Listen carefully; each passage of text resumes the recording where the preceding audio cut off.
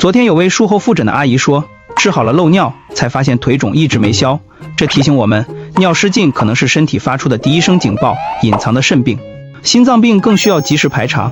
注意了，糖尿病不可怕，可怕的是它的并发症。今天给大家讲讲糖尿病最严重的7种并发症，以及它们出现前的早期症状，建议点赞收藏，关键时刻能救命。1、心血管问题。要是经常感到胸闷、气短、心慌，一定要警惕。糖尿病心血管并发症极其危险，数据显示，70%到80%的2型糖尿病患者最终死于心脏病。一旦出现这些症状，别犹豫，赶紧去医院。2、糖尿病肾病。小便时，如果尿里有细密且长时间不消散的泡沫，还伴有口干、浑身没劲儿、视力模糊，很可能是糖尿病肾病找上门了。此时要赶紧去查尿微量白蛋白。3、糖尿病视网膜病变。视力突然下降，看东西变得模糊，别总以为是用眼过度或者老花眼，这很可能是糖尿病视网膜病变的信号，一定要及时检查眼底。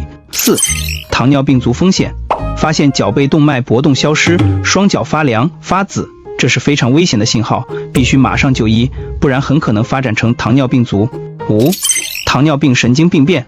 双脚明明没穿袜子，却总有种穿了袜子的异样感，这可能是糖尿病神经病变的表现，别忽视，尽快去医院检查。6、胃肠自主神经病变。吃完饭老是感觉肚子胀、恶心、呕吐，还伴有肚子疼、便秘等情况，这可能是患上了胃肠自主神经病变。虽然不致命，但会影响血糖控制，导致营养不良，严重降低生活质量，所以一旦发现要尽早治疗。7、皮肤瘙痒。糖尿病患者要是皮肤莫名瘙痒，可别只当是皮肤问题，这可能与血糖升高有关，也可能是糖尿病神经病变、血管并发症的外在表现，一定要尽快就医。了解这些症状，就能早发现早治疗。觉得有用的话，记得点赞转发给身边的家人朋友，让更多人受益。